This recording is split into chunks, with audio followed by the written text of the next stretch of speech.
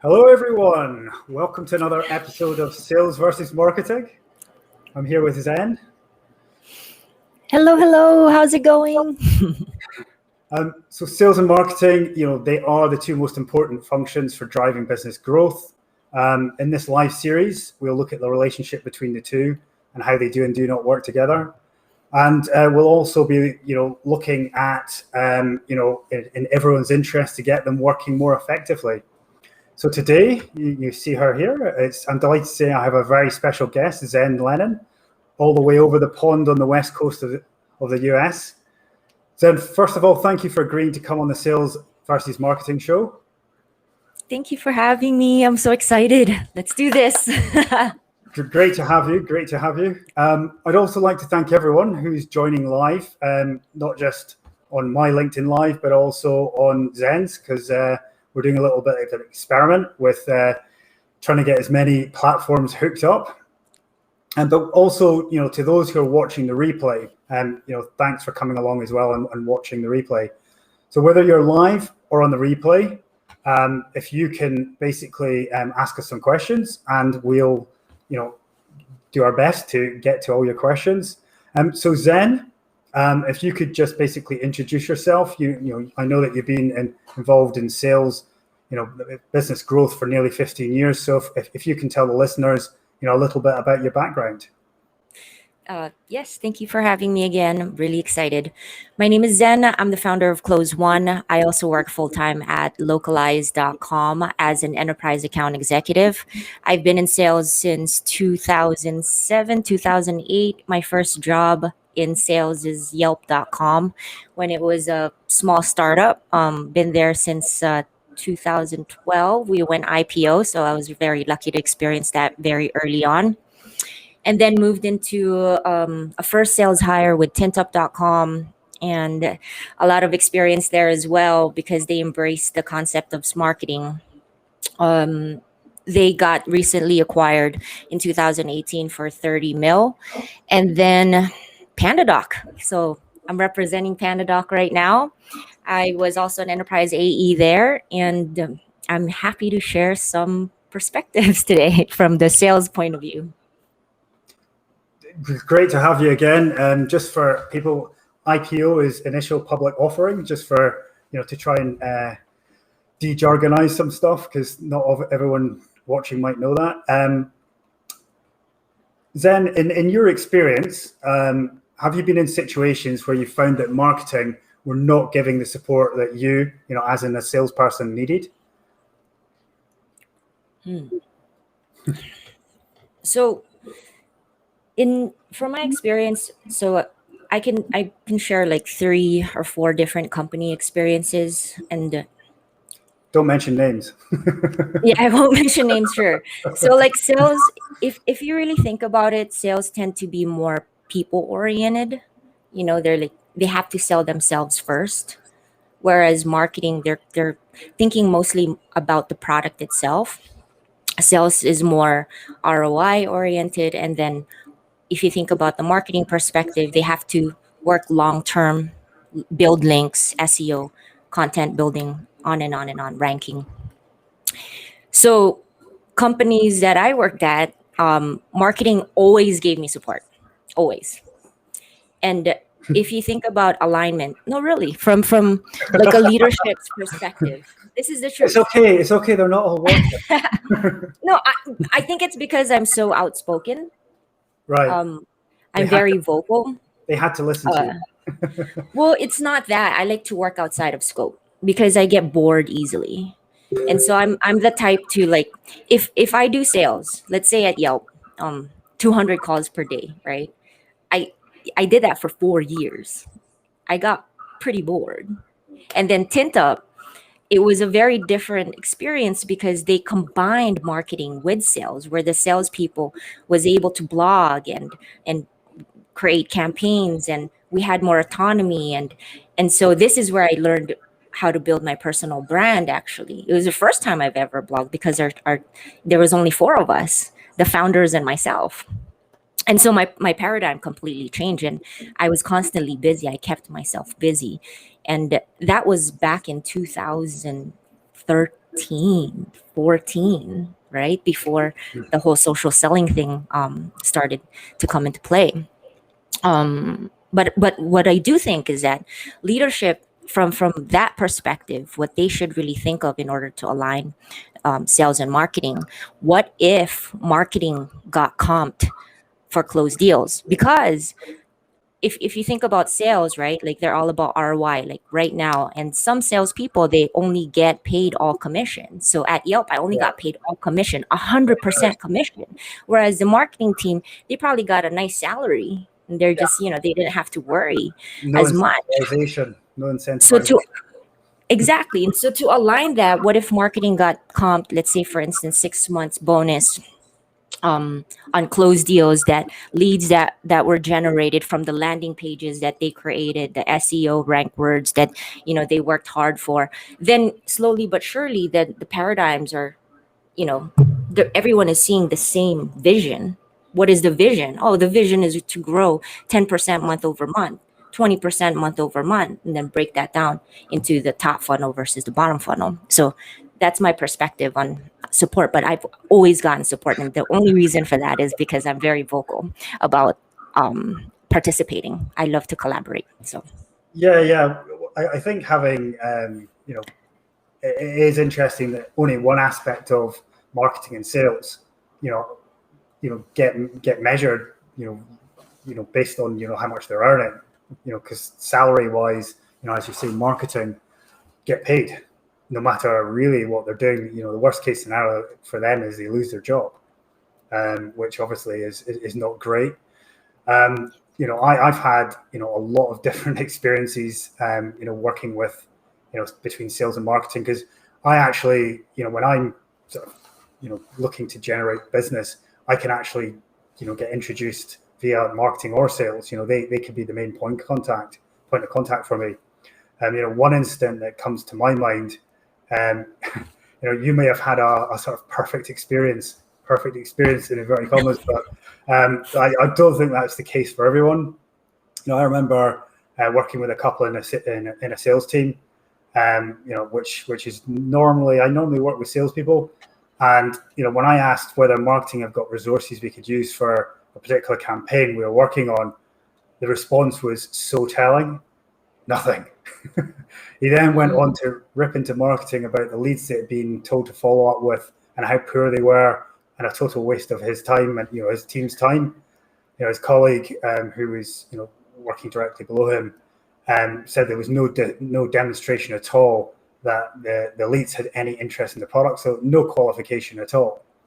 The funny thing about that story is, what he went on to tell me was completely unrelated to my question. So obviously he just wanted to sound off. So there really is sometimes real tension between the two teams, because a lot of the time, can be wasted, which is not great for anyone in the team. Having to follow up on poor or no opportunities. So yeah, I think you've lived a sheltered life. Perhaps. I told you I'm sheltered. I'm in this really weird bubble that I create for myself intentionally. But with the misalignment, I mean, so there's two ways to look at it. The way I see it is like from the leadership perspective and from the ground up. Like I'm a foot soldier, right? Like I always think about it from sales is always probing, they're always qualifying, they're always discovering needs. Yeah. Whereas marketing, they're all about storytelling. Sales, it's more intimate, right? It's more direct. Like I am building a relationship with you right now to help you get to the next level. Whereas marketing, it's like it's scaled to the masses. You're talking to the masses, to an ideal client profile. Yeah. Well, I was going to butt in there, but yeah, it has to be targeted, because otherwise you waste money. It's all very well, creating brand awareness, but it's going to cost you a lot of money if you're not targeted enough. And I think that's the problems that I come across is people don't actually narrow it down enough and try and talk to too many different people with irrelevant messages. Yeah, and in addition to that too, like with the message, that might be the misalignment. the messaging itself, like think of the two paradigms of sales and marketing. They're completely different. They're thinking of it from a completely different perspective. Yeah. Masses versus intimacy. You have your sales, they're literally flirting with clients every single day. Like it's a flirting, like trying to get people to like you so that they can eventually like your product as well over the competition. And then I have to figure out if we have chemistry, right? Like off the bat, it's so close. Whereas marketing, they're all about attraction. Like they work out. They're like, they look good. They have fresh threads. They're the ones that make people come to them. That's called inbound marketing. And so two very different perspectives. And so how do you make them come together? Well, let me ask you this question, right? Can you attract and not be able to flirt? And vice versa, the other way around. Can you flirt with someone and not be able to be not be attractive? So that's a question for the whole, what's more important, sales or marketing? So these are the things that, like, I think leadership has to think about when it comes to aligning these two Yeah, well, departments. I think leadership need to do more to actually bring them together. And I think it really depends on size of company as well. In smaller companies, which, maybe you've worked in, communication is so much easier because you don't have these massive different departments with lots of different salespeople, and, the message gets diluted. And, I've worked for, lots of different size of, companies. And I think there's a sweet spot. I think there's a sweet spot of company size. If you're too small, everyone's trying to do lots of things, and sometimes, there's not enough focus. Bigger companies, communication can be really bad, and then you have a scenario where, marketing are, ignoring helping sales. So, I think the sort of the best teammanship, if that's a word, is, in sort of medium-sized companies where they've got enough of a marketing department, enough of a sales department to actually, have enough bodies to actually make sure, the strategy is right at the top. The goals and objectives of campaigns are right. There's processes in place, and, there's performance metrics for everyone. And most importantly, there's communication. So people know, people know what's happening from the sales side and from the marketing side. Sales telling marketing, feedback from the campaign. In that instance, they're not qualified leads. We need to work on that because we're just wasting time. You're wasting money on, your marketing efforts. So, it's communication between, is probably the most important bit. Oh, absolutely. Yes. Communication. That's why I take it upon myself to connect with marketers all the time. Like I have great relationships with Dan from PandaDoc, Bethany from PandaDoc, Inga from Localize. Like I love them. Like I'm no, seriously, I'm so involved. Like I said, I always get bored. But if you think of bigger companies, right? If we're gonna go to the topic of like company sizes, Yeah. there's also like there's so many ways to look at this, like industry, size of company. You're right. The business model, B2B versus B2C, C2C. It importance of the marketing versus sales, it will change. For instance, I don't if you crave something, right? Marketing is more important. So for instance, I'll wake up in the morning and I will crave coffee. And I will want Phil's coffee because of the brand, because it's from San Francisco and I want to represent San Francisco, right? What about So Edinburgh? commodity. What about Edinburgh? Yeah, for sure. Absolutely. But when it comes to SaaS enterprise, you don't wake up in the morning and say, "Oh, I crave enterprise. I crave a document solution." No, you wake up and probably say something like, "Oh, I have to work on this Excel sheet all over again." And so it's a salesperson's job. That's when they become more important than marketing, because it's a salesperson's job to change their paradigm, to show them like that PandaDoc is better than DocuSign, right? Like, why is it better? Well, first of all, I'm going to give you 100% customer service, see the sales side again, and then I'm going to show you all the things that are like advantage, disadvantage, benefits, pros, cons, like, and I will do all my research to like compare and contrast the difference between our competitor and your needs, your requirements. So if we're looking at size, I think with smaller companies, direct sales is more important because sales cures all. When you have more resources, Yeah. and you want to grow, then marketing becomes important because exponential growth becomes a critical part of becoming a unicorn.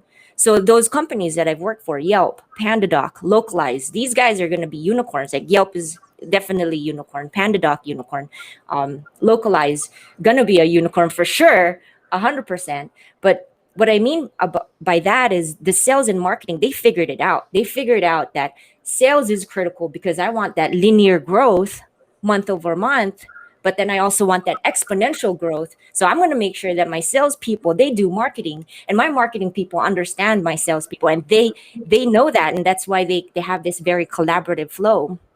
So maybe I'm just coming from a perspective of these particular brands. What size is Localize? You know, from our marketing and sales, department size. So when I first started, we had three salespeople, four salespeople. Gosh, they just grew so much. They're over 100 people now. I don't know how many people they had total when I started last year, March 2020, but now definitely over 100. But Right. I can tell you this: the sales and marketing people, they collaborate as in all of our sales folks are encouraged to blog, are encouraged to go on LinkedIn, are encouraged to have a voice, to social sell. Yeah. It's fun, and we hop on these brainstorm meetings and we talk about what else can we improve, how else can we stream, how else can we build our brand, personal brand, ergo Right. product brand, right? That's refreshing because I think there's this kickback from companies where employees are trying to build their personal brand, but I suppose what companies might be worried about is things that are off message, and they don't want out in the sort of internet if it's off message. So how do you actually address that? I presume marketing, do they give you sort of scripts and messaging and tools? No, so when I first got started at Localize, I made a video, a YouTube video, out of scope, and I published a YouTube video on how to choose a TMS. And I wanted to own a keyword, which is enterprise localization expert. If you Google enterprise localization expert today, you will see me as a localization expert. But the thing is, I wasn't an expert in the beginning. But by doing that, I was learning once, and that by doing my research, and then learning again by sharing it with the people, and then that action that I took, I don't actually know if our company was okay with it or anything. We were so small back then, but I do know that the video got shared on Slack, and everyone liked it, and they were saying this is cool, and so to me that was a yes, like keep going. I didn't have anyone saying, hey Zen, your messaging is bad, like stop doing this. And if that is the case, if you go outside of scope for your company and you try to build them up in your own way, in your own voice, and your company says, hey, this is not good, maybe you're in the wrong company. Yeah, you know yeah. It's if they're wanting total control of you as an employee, because these days, I think sales has changed quite a bit as well. I think it's modernizing. That it it is about getting personalities across, whereas before it was all about scripts and techniques rather than, being authentic and actually genuinely trying to help people, which I think, certainly works better than, trying to, bombard people with pressure selling. Oh yeah, that's right. Nobody, like Shanae says, right? Nobody likes to get their like product. Nobody, like, sales gets a bad rap. Like, I feel bad for my people. We do, because we work so Well, hard. Just some of you what we deserve do it. is no, there's a difference, because okay, like, we get compared to the used salesman. Was it, yeah, used car salesman? Yeah. So much, and that's the stigma. When you say I'm a salesperson, that's what people are thinking of. Oh, great, this person's gonna like sweet talk me into whatever it is. They're gonna manipulate me and this and that. But that's not the truth. I disqualify people right away, and I provide value outside of scope, and that's what all salespeople are starting to do. And that's why marketing is so important for salespeople. Salespeople should learn marketing, vice versa, because we're not all about sales. We're human beings too. Yeah. We're like, we have feelings, and even though they say like sales are good with rejection, we internalize that stuff. Like, yes, we do have these internal warfares, but we work on it on our own time. Like, we go into our sushi rolls and we're like, okay, emotion, get it out, and then come back, and then happy face, and let's go, let me help you. And that's what salespeople do. Like, the best salespeople come back with a smile on their face, and they do their best to put their emotions aside, to like make you feel good, to help you as much as possible. And marketing, what they need to do, so salespeople, they're constantly talking to thousands of people, right? Like, thousands of prospects every single month, like so much insight, so much wisdom. Marketing people, they talk to 1 to 2 prospects or clients maybe a month at best. So look at that insight. That is the difference right there. Like, if marketing people want to be aligned with salespeople, they just need to like brainstorm together and just say, Yeah. hey, talk to me about this client, like, tell me more, like, pros and cons, why did you disqualify them, so that we don't target them for this campaign because you disqualified them, right? Yeah, well, that's going back to a feedback mechanism coming back from sales, and that's obviously one of marketing's gripes about sales, that they don't get that information to actually improve anything that they're doing. So Yeah, that's obviously not your experience, because you've never had issues between sales and marketing, which I think you're maybe unique out there. yeah, I honestly don't, because I'm going to give again, you I over communicate. Yeah. Yeah. Well, you basically, here's my feedback.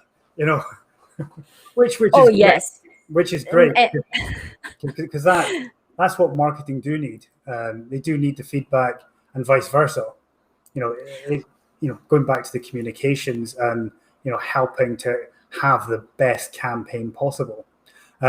Just very quickly, I'm getting no comments, so I don't know whether the comments isn't working. So apologies if people are commenting and liking or whatever. I can't actually see it. So yeah, if people are commenting on YouTube, they're like, hey, you're talking to yourself.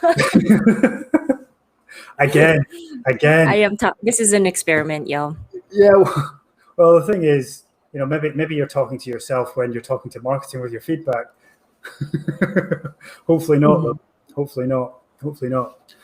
So I presume then, since it's all been rosy between your experience of sales and marketing, then you've not heard any complaints from marketing, back to you as part of the sales team. No complaints. So the last Slack message I got from marketing at Localize is, hey Zen, we updated this feature. Could you change your blog and update it, because we've added a new feature, which is an SRT, I think, and Dev Azure. So if there's one thing maybe that other folks that are experiencing issues, what they can learn is just be friends with folks in sales, and sales be friends with folks in marketing. Like, that's the easiest way to align. Is just there's so much distinction between the two. Yeah. You have to collaborate. You can't live without the other. you need each other to grow as fast as possible. So No, I would second that as well, because my background is, I've done a lot of sport and a lot of team sport, and you don't win games if you don't work together and communicate. And it's the same scenario in business. You should be on the same team. right, and that feedback loop that you're looking for when you're friends, it doesn't become feedback loop, it just becomes brainstorming. You have the global brainstorming. You're like, oh yeah, this is fun, like tell me more, and it's just like a back and forth versus trying to get that feedback, like give me feedback. Let's just be friends, let's talk about like what's going on, what's up, how do you feel. Yeah, do you guys in localized schedule feedback sessions, or do they just happen organically? Organically. It's organic, seriously, like it's such a great community. Zen's coming. Probably, yeah. I over communicate. I tell you, I'm like, and I'm over recommend too. I'm like, oh, this is how you do SEO. Oh, and this, and I'm not even an SEO expert. My best friend is an SEO guy, so we constantly like challenge each other's paradigm, and I love that. Like when I learn new things from my best friend, and he's the host of SEO.video, so you guys should check it out. How many plugs are you going to get on this show? Here are all the people I've worked for. Here's the SEO guy. I'm joking. Oh, I'm proud of them. I'm like, I see their growth so much. It's his it was him who pushed me to have a YouTube.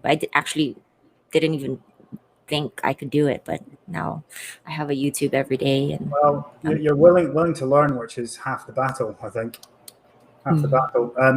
So what would your top tips for sales and marketing teams to work together, apart from be friends? Is there any other you give them? Be friends. Oh yeah. Yeah, definitely. I have one message and 3 tips. Well, the first is salespeople. If you're a salesperson, learn how to market, learn SEO, learn how to rank, like experiment on your own, because marketers, they're scientists.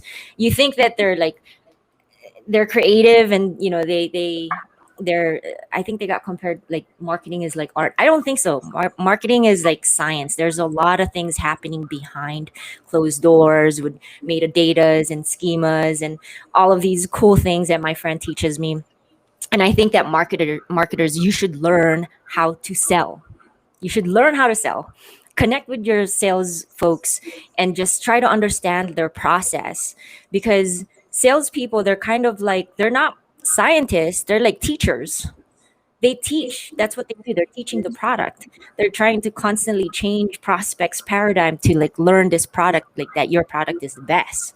So if they both do that, then you're aligning. Like you're aligning the two pretty simply. So well, I think that's giving an understanding of each other's jobs, really, providing intelligence about what the other is trying to do. And without that, then there's always going to be a bit of conflict, I would have thought, because you don't understand each other and what each other does or are trying to achieve. Yeah, exactly. You have to understand each other. The tips to kind of just really share the 3 tips that's really important. I think the first is create. Both departments, sales and marketing, should create posts on LinkedIn. It doesn't have to be about the product all the time. It can be about who you are, because we get marketed to all the freaking time, like 4,000 to 10,000 advertisements every single day. Oh my God, please stop talking about your product. It's just too much. So, we want the opposite. Another thing is, of course, engage. So many people like a post, and I think it's great to like, but engaging, that's like your currency. Liking a post is not enough. If you engage, you comment, you share your wisdom, like we get to really connect, even if it's for just a split second. Like engage, write something, like I want to know your perspective on this hard work or this post that we're posting. And then the final thing is, it's most important, connecting is not enough. connecting is not enough. Collaborate.